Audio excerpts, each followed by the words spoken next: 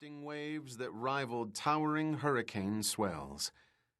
With the sun came the wind, which lashed at the tops of the dunes so that sand blew off their crests in stinging clouds. "Aye, laddie," he said without looking at the man standing next to him. "How can you be sure?" H.A. turned to his companion, John Varley. "They'll follow us to the gates of hell for what we did to them." The certainty in H.A.'s raspy voice made Varley blanch under his tan. Like Ryder, the 4 other men in their party were all English-born and had come to Africa to seek their fortunes, though none was as seasoned as their guide. "We'd best get going," Ryder said. They'd been traveling under the relatively cool cover of darkness. "We can cover a few miles before the sun climbs too high." "I think we should make camp here," said Peter Smythe, the greenest member of the group and by far the worst off. He'd lost his swaggering attitude shortly after entering the sand sea and now moved with the shuffling gait of an old man. White crusts had formed at the corners of his eyes and mouth, while his once bright blue eyes had grown dim. Ryder glanced at Peter and saw the signs immediately. They'd all shared the same water ration since filling their canteens and jerry cans 10 days earlier at a brackish well, but Smythe's body seemed to need more than the others. It wasn't a question of strength or will. It was simply the lad needed to drink more to stay alive. H.A. knew to the drop how much water remained, and unless he could find another desert well, Smythe would be the first to die. The thought of giving him an extra ration never entered Ryder's mind. "We go on." He looked westward and saw the mirror image of the terrain they'd already covered.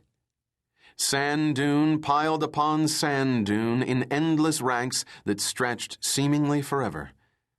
The sky was turning brassy as light reflected off the infinite desert. Ryder checked his mount. The animal was suffering, and for that he felt guilty. Worse than his feelings for young Smythe, in fact, for the poor animal had no choice but to carry them across this cruel environment. He used a clasp knife to remove a stone from the horse's hoof and adjusted the saddle blanket where the pannier straps were beginning to chafe. The animal's once glossy coat was dull and hung in flaps where its flesh had begun to waste away. He stroked the horse's cheek and muttered a few soothing words into its ear. There was no way any of them could ride their mounts.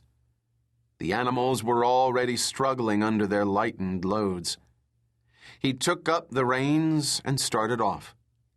Ryder's boots sank to the uppers as he led the horse down the face of a dune.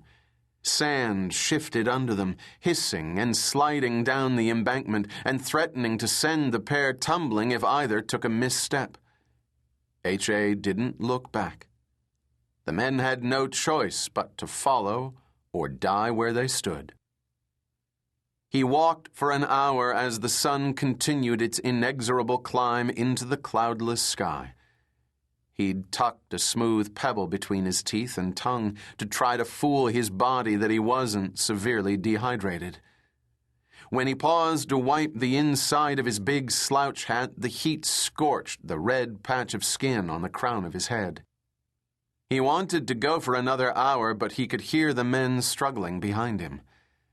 They weren't yet at the point where he would consider abandoning them, so he led them to the lee of a particularly tall dune and began to erect a sunshade using the horse blankets. The men flopped to the ground, panting as he set up their meager camp. H.A. checked on Peter Smythe. The young man's lips were nothing but raw blisters that leaked clear fluid, and the tops of his cheeks were burned as if with an iron straight from the brazier. Ryder reminded him to only loosen his bootlaces. All of their feet were so swollen that to remove their boots meant they'd never get them back on again. They watched him expectantly as he finally took a couple of canteens.